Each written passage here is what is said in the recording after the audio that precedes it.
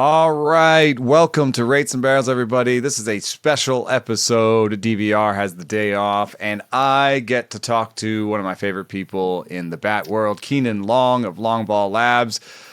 We sat down a long time ago at a winter meetings where you were trying to get LongBall Labs off the ground. You were trying to start it for it to even be a thing. But the same idea that you had all those years ago at the winter meetings when we had a beverage was what you have done. You've accomplished it. So tell us about LongBall Labs and what you do for LongBall. Absolutely. This is a full circle moment because when we had that beverage, you told me, go get the bats and get the data. Don't wait for a team to hire you. And LongBall Labs has now been hired by a team. Can't say which team, but that's one of our big updates. So LongBall Labs does a bat optimization process, which is beyond bat fitting. It's beyond the length, weight, turning model that's written on the bat order form. Our goal is to find the optimal bat parameters, of which there are many, which I'm sure we'll get into, for the individual hitter. And then we focus on consulting with the factory to help them hit those targets. We're a third party, so we don't care what bat brand you swing. All we care is that you're getting the best that you can for you. And doing so basically increases batted ball distance by basically the width of the warning track. So we can boast there are dozens and dozens of warning track flyouts per season that are converted into home runs. And this is not necessarily, I mean, you've added a component where you now will make some recommendations about length and weight and model. But, one of the beginning parts of this was that not every weight. I mean, I wrote a piece with you about this called "No Two Trees Are Alike." So, we're dealing with a wooden bat that is made in ways that maybe the quality assurance is difficult to really nail down the way you have. So you are almost doing third party quality assurance where you're like, this is actually the bat you ordered. Because I mean, you sometimes these bats come with fairly wide differences from what they ordered. Way wider than you would expect in any bat metric that you could possibly think of. And this hits on like the idea of bat fitting. What happens in the batting cage that one day when you find that golden bat? It turns out that the production of the bats for that player afterwards do not match with that golden bat that was found via the data-driven process of bat fitting. So that's why we had to come up with the idea of bat optimization, which is not just what was the golden bat for you, what was the best parameters, balance points, et cetera, what is actually being produced for you, and then how do we turn that information into, reducing the standard deviation of the bats that are made for you, and then moving the mean if we need to for various reasons to match your goals. Mostly it's maximizing exit velocity and contact quality. But yes, the variability exists among all brands. It's not a special thing. And I also like to tell the players, there's no like Dr. Evil at the top of the bat making pyramid who's doing this on purpose. They're receiving wood, which is a variable material. And it took talking to you for hours about this for me to realize that your headline was the most perfect, concise way of saying it. No two bats are the same because no two trees are the same. Yeah. So this has been a process that players have undergone by feel for so long. And, I've seen, I talked to Ozzy Albies a little bit. I've seen players ping the bat. Like sort of, with their finger or with something hard and try and listen. Mm-hmm. And I thought, I was like, that's just ridiculous. But there is some science to that. And that there could be I bet you batters had been okay at this without science to some degree, finding the best bat in their bag. They always had the gamer, right? Mm-hmm. But there's still like not everyone has that skill, and sometimes that's a skill that maybe takes 5 years to like. Why not give a rookie the ability to figure out which the best bat is? Absolutely. This reminds me of my first day as a bat engineer in 2012. I had to go through 3 locked doors to get to my job. It was all top secret stuff. I was working for Easton. That's right. We didn't talk about your background, but you started with Easton, right? Yes. Yeah. I stepped off the field as a player and straight into this private, sneaky lab where I got to spend all this money analyzing all this stuff. And one of the first lessons they taught me was never count out what a player tells you in a test. So we had a batting cage with all the ability to read exit velocity and all that stuff. And the whole feel is real argument played out every day of my career for those 6 years. And if the player is telling you something is up, I feel something, or something is different, you need to investigate what that is, because their hands are finely tuned. And it was fun to test that out in various ways. And I'm sure we will get into that. I've tested that out now with LongBall Labs, with working with big league hitters as well. And when the feel matches the real, and then the players are given data on top of that, it's really exciting to see them light up and know that they're going up to the plate with the absolute best bat. All right, so let's talk about, so if we want to talk about this, the bat science and what's going on, we have to have common terminology. Yes. So, one thing that I was asked is, like, is there a common terminology for the space between the barrel and the handle? Is the like, taper? That's the taper. Mm-hmm. And when the straight section ends, the taper. The guys usually put taper. their pine tar. Yeah. Stem. Taper? I've heard stem. Yeah, taper. Okay. And then the barrel is often referred to as a straight section, although in wood bats, there's not a lot of straight section, and a lot of times the bat funnels down at the end to meet weight specs anyway, or because the turning model dictates that. We had the cupping anyway, like the sort of the stuff that's taken out of the end, So yes. There's always been a little bit of a bend on those. It's not a metal bat where it's kind of like super straight. Absolutely, and the cupping is a great one to dive into a little bit here. Cupping is done. Some companies will cup the bats at variable depths in order to meet a total weight spec. So they've got the bat on a kitchen scale that just reads the total weight. And if the bat comes out a little heavy, they're going to cup it a little more. If the bat comes out a little bit light, they're going to cup it less. That changes a lot of other stuff that the player doesn't necessarily have insight into. A big one that it changes may not have requested. They just requested exactly. So LongBall Labs will pick up a bunch of bats from a player over the course of a season and see cup depths that vary from the shallowest, meaning 0, no cup, all the way down to the deepest allowable. And while that helps hit the weight spec, the overall weight spec, you're seeing very different balance points. You're seeing very different amount of total mass in the barrel. It also changes. Balance point is if you were trying to put this on if you were trying to put the bat on a knife edge, on a knife edge, how it would balance, like where it would balance. So where like half of the weight is on one side, half of the weight's on the other side. Exactly. And so like a typical balance point of a typical bat is going to be, call it 20 inches. So you take the knob, you measure 20 inches from the knob, and then you've got somewhere around here, that's 20 inches from the knob. That would be considered the balance point of the bat. Okay, so you're talking about 20 inches of weight in the taper and in the handle. There's usually, these bats are 31 inches. So the other half of the weight is in the last third of the bat. Yes. So if you've got a super end heavy bat, that balance point is going to be a larger number because you need more of the handle to counteract the weight that's on the barrel. What's the relationship of the balance point to the moment of inertia? So tell me a little bit about moment of inertia, MOI. This is about how the bat turns in space?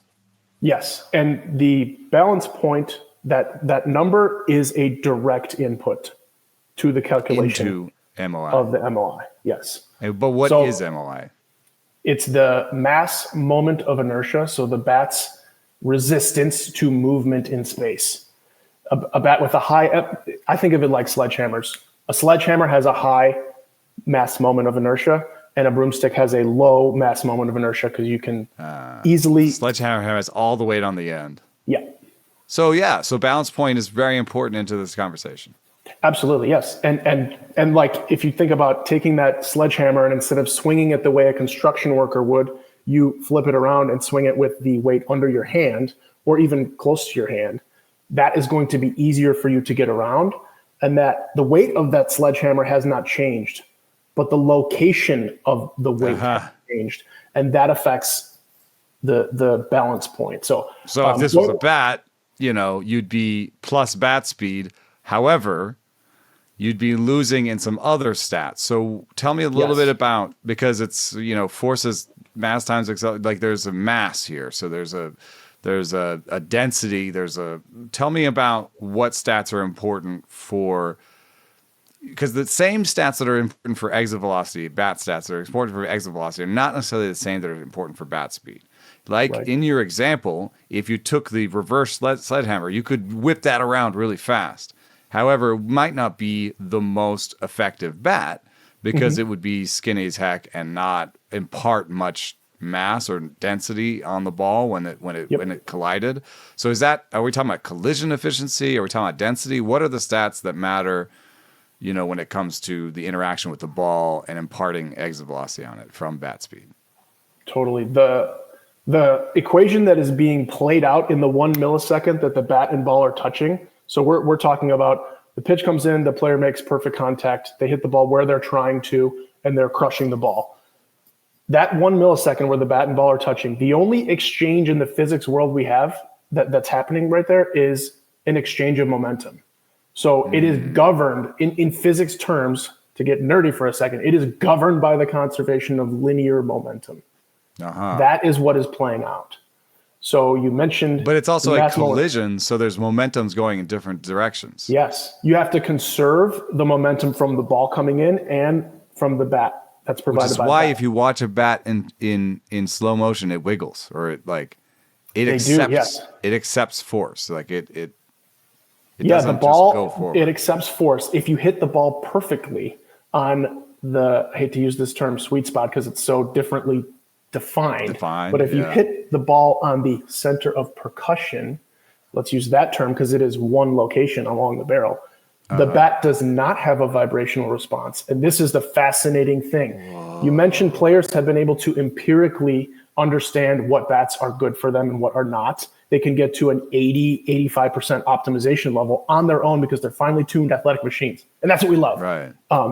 But this center of percussion is when the player tells you, and I felt this as a player, I dream of it, you hit the ball and you don't feel anything in your hands. That's because the bat had no vibrational response because the ball happened to strike the center of percussion. Okay, so now we're getting some more terms here. So we've got center of percussion and sweet spot, which may not be the same. And the center of percussion is what? Let's look at it.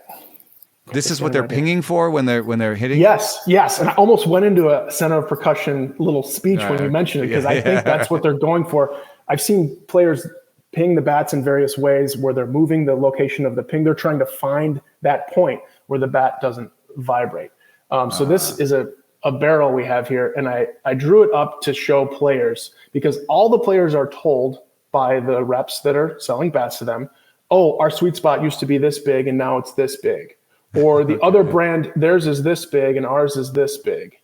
Right. And the truth is, they're solid pieces of material hitting a ball. There's only one point that's going to produce the highest rebound, the highest exit velocity.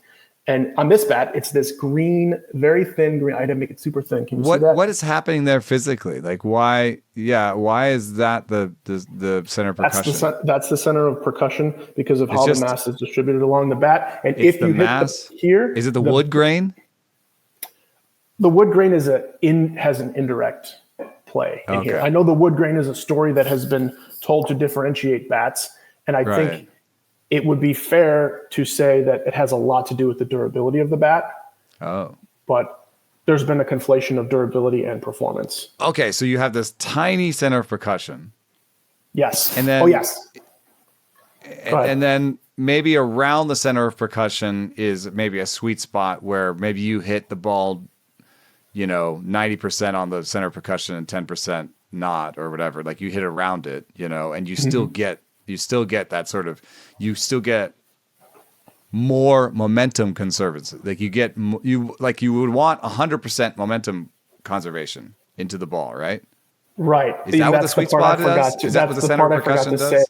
In the equation. When the bat vibrates after the collision, that vibration is robbing energy from the collision. So that's why when you hit it poorly, like let's say out here, that stings your hands a lot. That vibration of the bat, it's vibrating like a wave.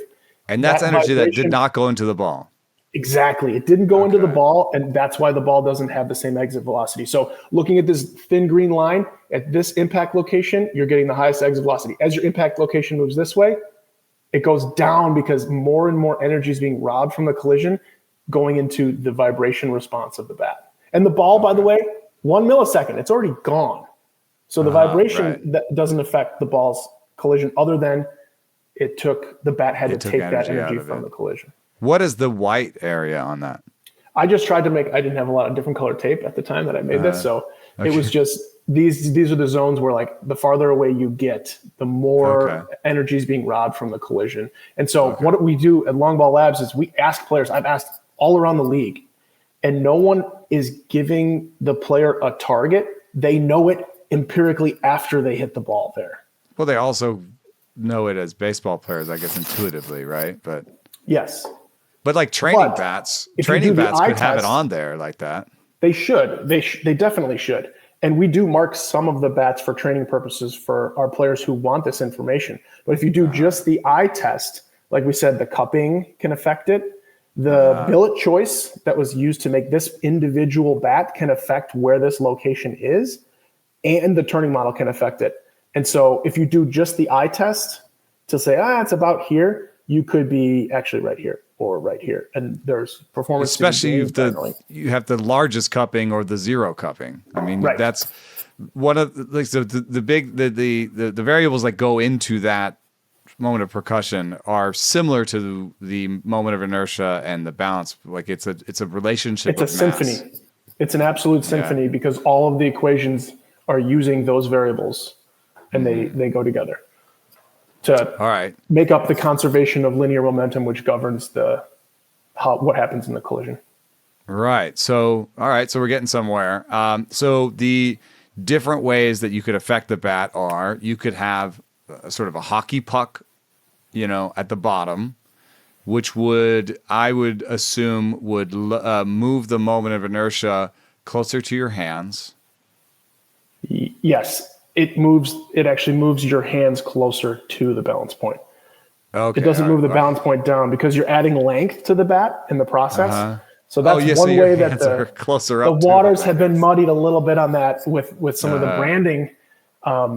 It moves your hands closer to the balance point, which is why moving the balance point as little as 0.2 inches is feelable by the players, by big league hitters.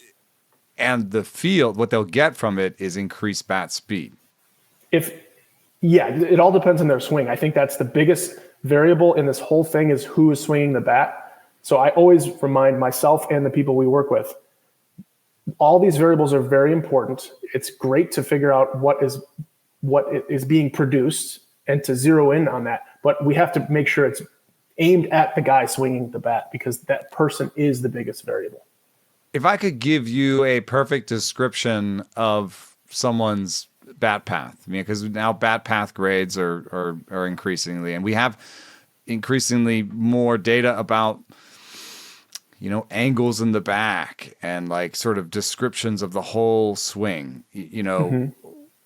as that proliferates and as we get better at understanding that, could you talk about bat fitting almost in a theoretical space before you even get to sitting down with them? We're like, I've looked at your swing and like you've got X angle here and X approach angle here. You've got a scoopier swing or a flatter swing, and in more parlance of regular parlance, but like you'd be speaking in angles, and you say, but given these angles that you're in when your current swing, I would suggest a bat that had an MOI further here or closer in or whatever it is based on basically your low, like basically that first move maybe is that that's when you talk about how a swing could be different, how different swings could need different bats, like where would you think the variables would be, like where would you Yeah, I think the way they approach the ball is important. It could tell us how sensitive that player could be to changes in the barrel mass. That's where my head goes immediately in that conversation of trying to have something prepared before getting to work with the player, before getting to do the performance test in the lab, or in the batting cage. So all of the recommendations we make are based on the outcome using a performance test with the player. But that is what you're saying is the next step. And I think a huge part of that is the mountain. You got to have a mountain of bat data. We just, by the way, surpassed, I didn't get to have an MLB career and get 3,000 hits, but we just surpassed 3,000 bats. Nice. So 3,000 major league bats made for major league players just surpassed that. And I didn't really get a chance to do anything but a little fist pump because my inbox was full with more information requests for what's happening this past week. But now I think we finally come all the way around to the torpedo bats because we've talked about now the hockey puck. Hockey puck is, moving your hands closer to the moment of inertia might increase your bat speed. In some ways, the torpedo is doing the opposite, where it's the way it's explained to me. It's moving more mass kind of closer to the handle and away from the end. I've seen a good mock-up of the torpedo bats maybe moving the sweet spot closer to the handle on the order of a half inch or so by removing some of the mass. It's almost like advanced cupping in a way. It's just taking more mass out of the end of the bat in order to kind of change where the sweet spot is. If I put a hockey puck on the bottom of my bat, is there a takeaway? The hockey puck, for anybody who knows, pick up the handle. It's just like your bat that you've got. Yeah. It's just almost like if you just took a bunch of tape and taped the bottom and just made it bigger. Yeah. Or there's an attachment or it's just it's designed differently. Yeah, and it just extends and adds weight underneath where your hands grip the bat. So what's the give and the take? If the give is slightly more bat speed, what is the take? The result is the balance point moves this way by a little bit towards the barrel, but your hands move up by about 1.25 inches to maybe 1.75 inches. Would that mean that the sweet spot, almost like the torpedo bat, the sweet spot would also move a little bit further along? It could, yes. So the balance point ends up being closer to your hands because your hands moved up. And we know from performance testing with our hitters that as the balance point get closer to the player's hands, just like choking up on the bat, you are able to get a higher swing speed if you're not already maxed out in the swing speed in the grip setting that you currently have. So that's a big if. I see. And so anyway, to your question about the give and take, all of this stuff goes into the main category of give and take of your swing speed that you're able to produce with that set of bat parameters versus the amount of mass in the barrel that's going into the ball. And so if you were trying to keep a 31-inch bat, a 30-ounce bat or whatever, what's the regular? Is it 31. 31. So if you're trying to keep a 31-ounce bat and you put that hockey puck on, then you cupped, to keep it 31 ounces. Either you're putting more mass on the bat and now it's 31.5 or something because you put the hockey puck on the bottom. Absolutely. Yes. Changes and things. This was a huge misconception because players were asking companies, can you make my bat and put a puck knob on it? And the company said, yes. But what they did was they shaved a ton off the barrel outer diameter and they cupped it a bunch. So now you're taking away a lot of barrel mass. So now the give and take is exit velocity. So in some ways you're giving bat speed, which does turn into exit velocity, but you're taking away the mass, the amount of mass that's colliding with the ball. Yes. And momentum is mass times velocity. Right. So you're optimizing between those two. How much, ideally, you want the player to be swinging as much mass as they can still get to their maximum swing speed. Now, for these players who are if a player is meant or is going to benefit from a puck knob or from a torpedo type bat, a couple things need to be true for that to be beneficial for them. One, they need to be currently swinging a bat that has too much mass in the barrel for them. That extra mass is causing a deficit in their swing speed. Now, as you can imagine, if you can increase a player's swing speed, it's a little too heavy for them. Yeah, basically it's just a little too heavy, a little too end loaded for that player. And there are certainly plenty of big league hitters for whom that is the case. You can imagine a player who's been in the big leagues for 10 years. That person is not the same hitter they were in year one, but they are swinging the same turning model. That's right. That's interesting. That's a big. Can have an old man bat. Yeah, exactly.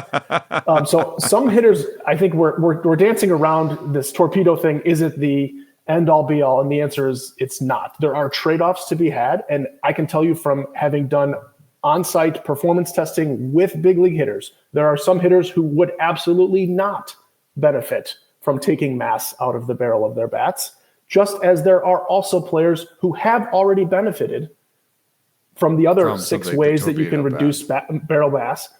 That reduced barrel mass has led to a major uptick in swing speed, which has offset the loss in mass going into the collision, which is a conservation of linear momentum. Right. So, I mean, you could do, instead of the torpedo, you could just have, like, give me the max cupping, like, you know? Yes. Like, just go all the way down that they allow. And so what is the trade-off? I feel like it's maybe as simple as maybe somebody who goes oppo a lot, like, you know, torpedo bat, if you're going oppo, if you hit it at all, like from the sweet spot to the end of the bat, then you've reduced the mass that might be there. So you might reduce some of your oppo exit velocities because there's just not as much mass out there. Yeah. That makes sense. Yep. And for guys who are getting jammed, it makes sense to do what you can to move the point of maximum performance of the barrel inward closer to the hands. It's much easier to make an adjustment to the bat than to have the hitter make this massive changing your impact location as a hitter is rather difficult. And because you've trained that your whole life, like you've tried to hit the bat with the ball, that you've been doing that since, you know, Little League. I think from what we've seen so far in the data from testing with players, that part of a hitter is more or less kind of locked in. We have a special name for the metric. It's the distance from your index finger of your top hand on the bat to your point of maximum or point of most common impact. And bats need to be tuned to that. The player should not have to tune themselves because there's so many ways you can adjust to get the bat to match with the player. So to some extent, this moment that we're having with the torpedo bat and just with bats in general is due to the increased data that we're getting, because now we can actually, thanks to Hawkeye, pretty much get that stat that you're talking about, the most common point of impact on the bat for the batter, and we can get that really dialed in. And so, you know, I think that's why if you look at the Yankees, not everyone's, you know, hitting the torpedo bat, even if they, you know, helped these players to this realization that maybe they would be a good fit for the torpedo bat. I mean, there was one pitch in particular that we highlighted, which was a kind of an up and in cutter to Anthony Volpe that he only hit out at like 93, 94 miles an hour. That, you know, with a different bat, and just like if you looked at it, you'd be like, oh, that's a decent pitch. Like it was in the strike zone, but it was up and in. You know, that's a decent pitch. But with the change in where the moment of percussion was, or you know, the change in that head, that bat might have actually helped him hit that homer. But you know, if he was out, and that, I think that makes also sense for. With guys like Volpe, he does not have the premium exit velocity. So I don't think, like, you know, Juan Soto should probably not do the torpedo bat, I think. I mean, A, he's going oppo, and B, he has these tremendous exit velocities to all parts of the field. He wants to maybe have some variability to his, you know, his most often point of impact. He wants to be able to pull it and push it. You know, to cover we've seen that trend for sure. Young, big sluggers who have a ton of rotational ability and are in their prime. That's the guy you don't want to take barrel mass away from, unless he's currently swinging a super sledgehammery bat that's preventing him from making contact, which we know the guys probably are not doing that. I would say more often than not, when we work with players who have that profile, they are closing in on getting performance advantage by slightly increasing the barrel mass, which is the opposite of what a torpedo bat does. Right. Granted, we've also had players on the other side, like I said, on the other side of like the aging curve, where the data from the performance test with that player shows that the bat with a little bit less barrel mass. And I'm talking about bats that were produced to the same spec on the same day. We're living within the variability of the production capacity. So you're just within the bats they were given. Let's take these ones that are actually just a little bit lighter in the barrel. And that's how we zero in on their parameters. And then we go back to the factory and tell them, here's what worked best for this player. And then that guy, you kind of reminded me of it, like one of the stories with one of the players. His was the lightest barrel of any bat that had been produced for him up to that point. Was the far and away winner in the performance test in the batting cage with him. And he knew it. He's a finely tuned athletic machine.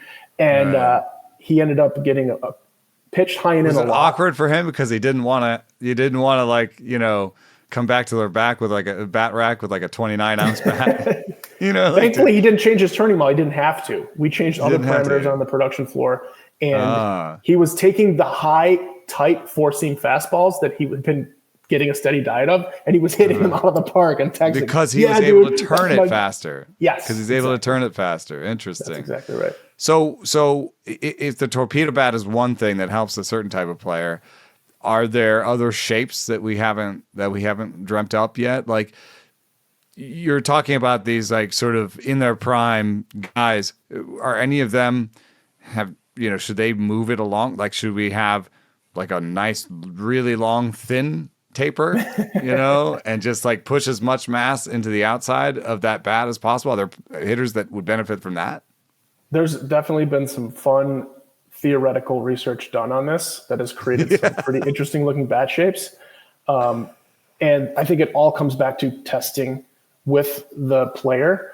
And like I'm telling our clients they're asking me about this torpedo phenomenon, and I'm making sure they understand that it's going to be a very big change from whatever bat design they have at the time, if it is going to be a large change, and then remind them of players that we have worked with who jumped on board, say, the puck knob phenomenon when it happened, and remind them that only about, give or take, 20% of the players who picked that up are still swinging it right now in the big leagues. Right. So that means there's 80% of those guys that struggled mightily with the change and then either went back to their prior bat metrics or didn't get to keep playing.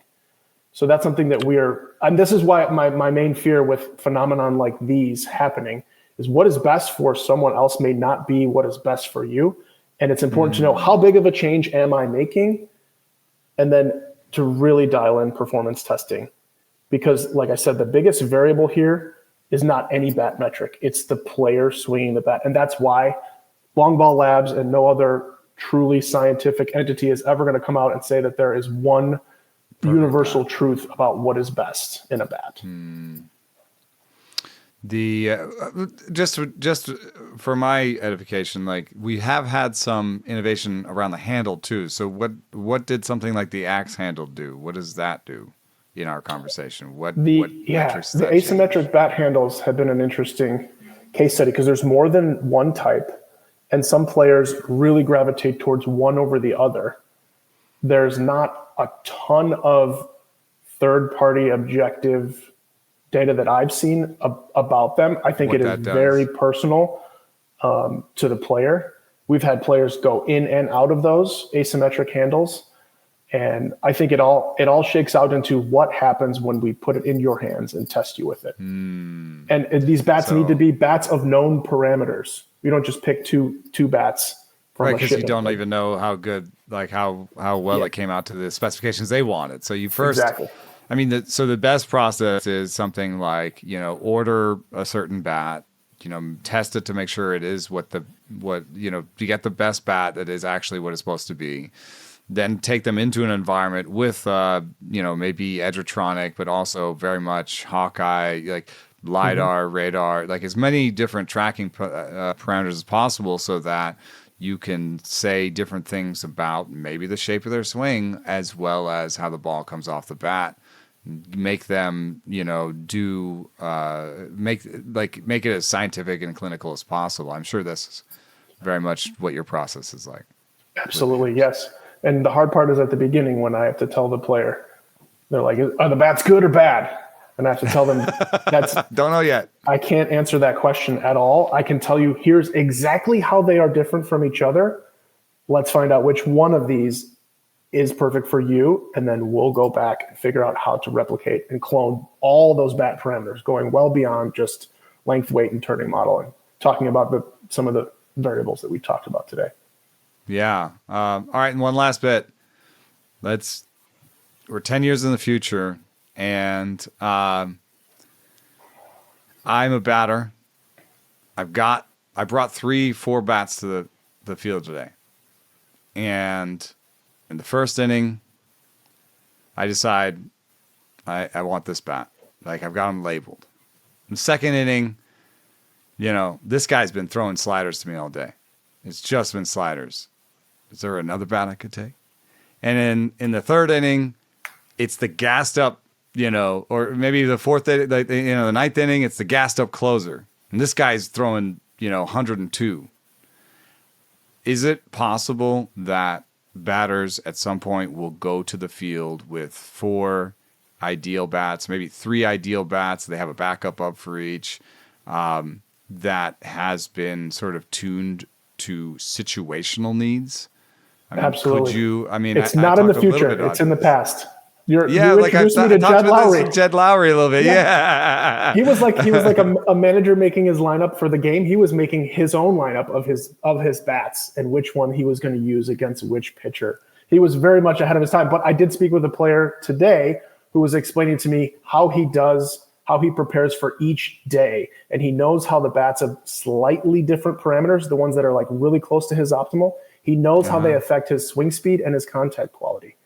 And he's so fine-tuned that, it's a long season. Players feel good or bad depending on various things that happen to them. And so he ran me through a process kind of like what you were saying before the game, off the tee, then off the machine. And he has a few little tweaks that he can make, and he brings each of those bats with him to the clubhouse. So or to the dugout. So before the game, or before he arrives at the stadium that day, he's not sure which bats. He dials it in while he's getting warmed up. And so that is definitely happening in the dumbest right way possible. It's like there's the bat speed bat, and then there's the do damage bat. Like, is there like there's my wrist hurts bat. There's the dog days. It's August. So tired. Absolutely. What bat would be the contact bat? Because contact has been increasingly important. When I like, a lot of what we talked about is increasing damage. I think we've talked a lot about sort of having more mass on the barrel, putting the mass in the right place. That's damage. We're talking about damage. Is bat speed the way for contact? Would that be more, the bat, the hockey, the puck or whatever, like more bats with maybe more weight in the handle and the taper? Would those bats be more bat speed bats that theoretically could get them to contact? Bat speed, when I hear bat speed, I also hear damage. So I'm not, the only thing I'm asking is like, what's the metric that I'm linking to? Yeah, there's a quick and dirty way to optimize. Can I make a really contact. fat, skinny barrel that was like just bigger? Like that's there's an actual rule about, right? The rule book says 2.6 inches or whatever, right? Like you can't make. Yeah, there.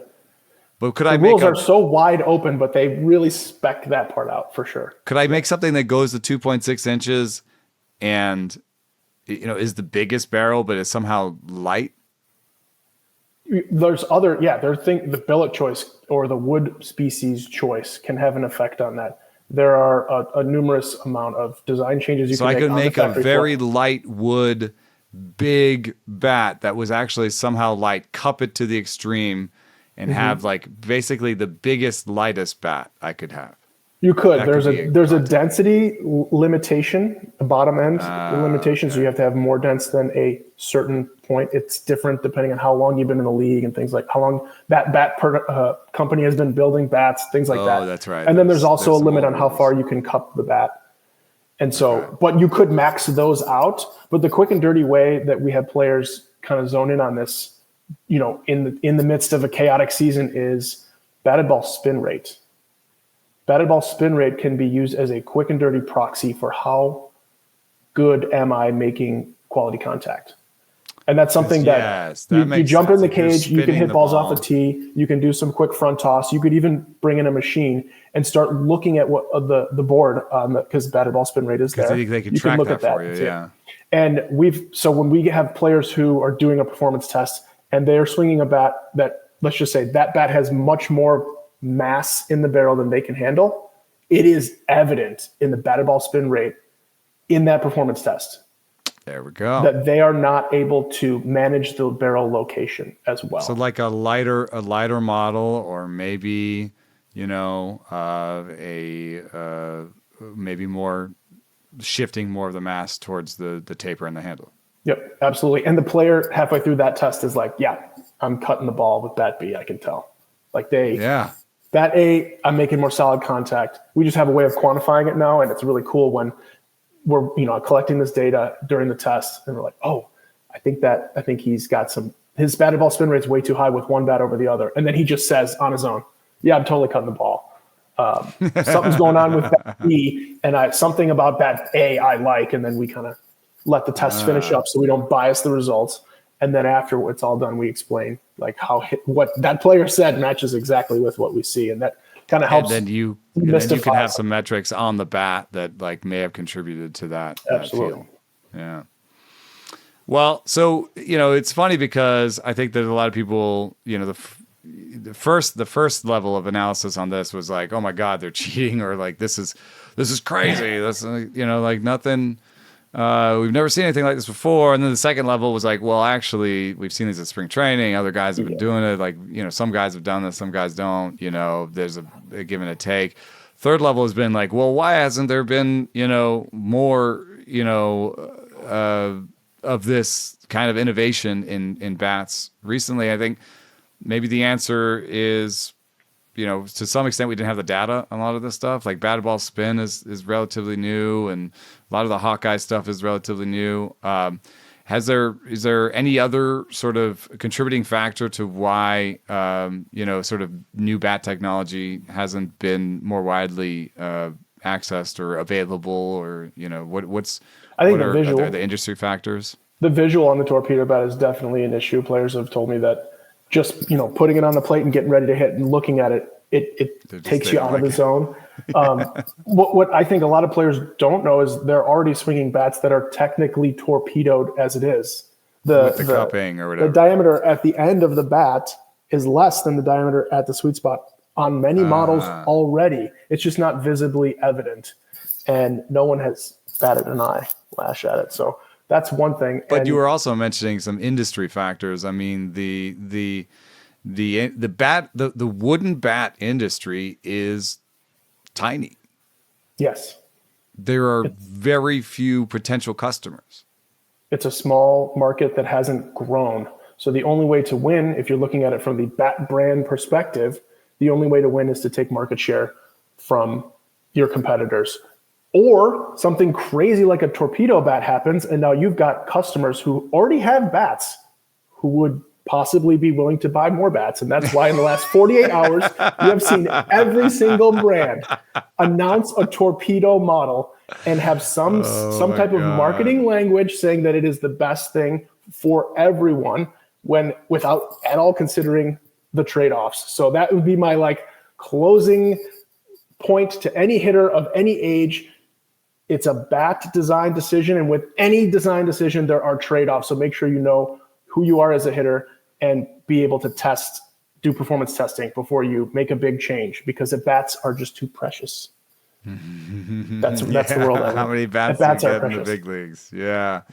And the other thing is just there's the news that like now Victus and Mariucci is the official bat of MLB. That's actually kind of a sponsorship deal. So you kind of pay to be the official bat. You're the sponsor. But there has been a shift, I think, from Louisville Slugger to Victus and Mariucci. Mariucci seems to have really dialed in. I know that I think you've worked with Mariucci and Tucci maybe some, and like you've worked with these bat manufacturers.